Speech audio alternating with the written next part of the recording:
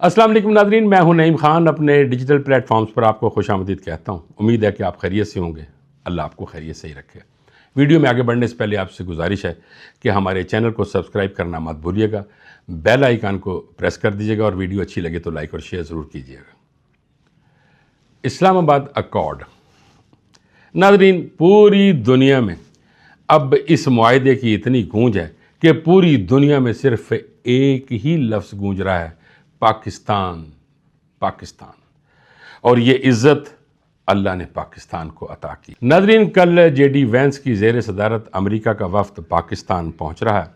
नाज़रीन, आज से 6 हफ्ते पहले ये कहा जाता था कि अमेरिका कहेगा खड़े हो जाओ तो हम खड़े हो जाएंगे, वो कहेगा बैठ जाओ तो हम बैठ जाएंगे।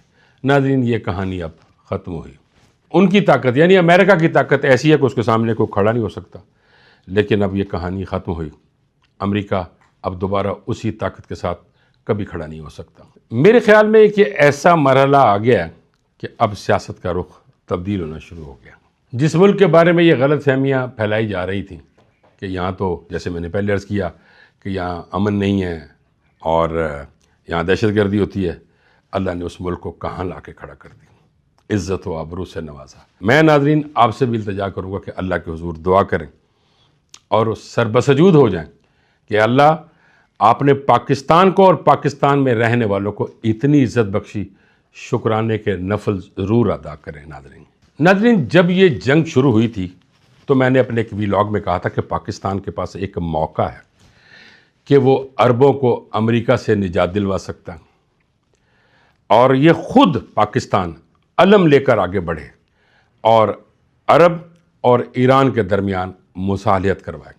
नाज़रीन, अब वो वक्त आया और आ गया है और नाज़रीन चंद रोज़ बाद आप ये सुनेंगे जो मैं आपसे अब ये कहने जा रहा हूँ कि सऊदी अरब ने तो पाकिस्तान के साथ दिफाई मुआहिदा किया था, अब एक और अरब मुल्क दिफाई मुआहिदा कर चुका है जो अनकरीब आपके सामने आ जाएगा।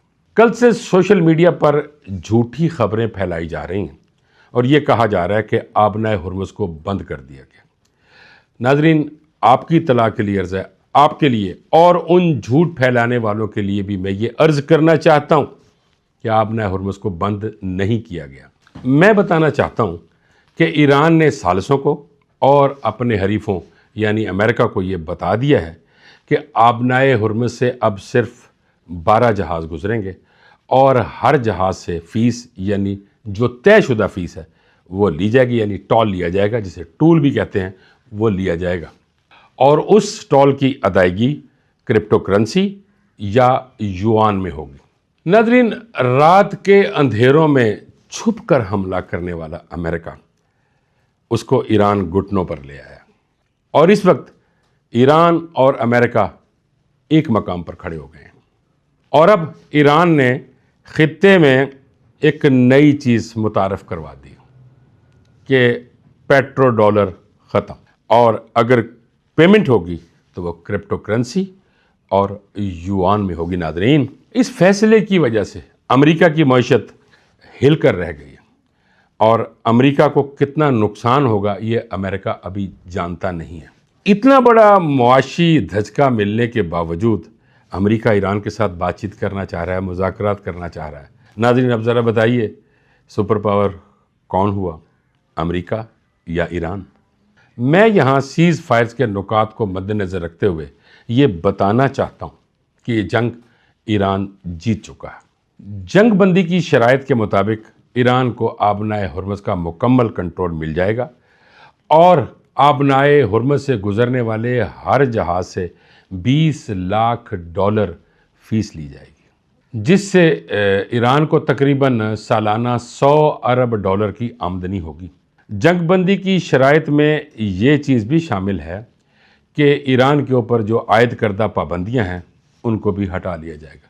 अब नाज़रीन ज़रा अंदाज़ा कर ले कि जब ये तमाम मुआशी पाबंदियाँ हट गईं तो ईरान कहाँ खड़ा होगा। नाज़रीन, मशरिक़ वस्ता भी अब पहले जैसा नहीं रहेगा और कोशिश करेगा कि ईरान के साथ अरबों के ताल्लुकात बेहतर हो जाएं और मेरा ख्याल है कि इसकी मुआवनत पाकिस्तान भी करेगा। इसका आगाज़ तो चंद दिनों कबल ही हो गया था जब इसराइल ने कतर पर उसकी ऑयल रिफाइनरीज़ पर हमला किया اور جب ایران نے کہا کہ ہم نے نہیں کیا، امریکہ نے کہا ہمیں تو پتہ ہی نہیں ہے، تو پتہ چل گیا کہ اسرائیل نے کیا ہے۔ تو اس کو مد نظر رکھتے ہوئے اب میں یہ اندازہ کر سکتا ہوں، اور آپ بھی ناظرین اندازہ کریں گے کہ امریکہ بھی اب ذرا اسرائیل سے پیچھے ہٹے گا۔ اب لگتا یوں ہے ناظرین کہ اس تمام چیز کا فائدہ چائنا اٹھائے گا، چونکہ چائنا گارنٹر بھی تو ہے نا ناظرین، اور اس کے علاوہ چائنا کے ایران کے ساتھ بہت اچھے تعلقات ہیں، اور وہ 90% جو تیل ہے وہ چائنا خریدتا ہے۔ اگر اس صورتحال کو مد نظر رکھا جائے تو لگتا یوں ہے کہ اس خطے سے امریکہ اور پیٹرو ڈالر کی چھٹی ہونے جا رہی ہے۔ ناظرین، میں نے ایک ولاگ میں یہ عرض کیا تھا کہ ایک نیا ورلڈ آرڈر آ رہا ہے، اور میں نے اس میں ذکر کیا تھا کہ نیا ورلڈ آرڈر 3 طاقتوں کے درمیان تقسیم ہو جائے گا، رشیا، چائنا اور امریکہ۔ اور میرا خیال ہے ناظرین کہ ان تینوں سپر پاورز نے یہ طے کر لیا ہے کہ کون کون سے ممالک ان کے ساتھ رہیں گے، ان کے زیر تسلط رہیں گے یا ان کے ساتھ رہیں گے۔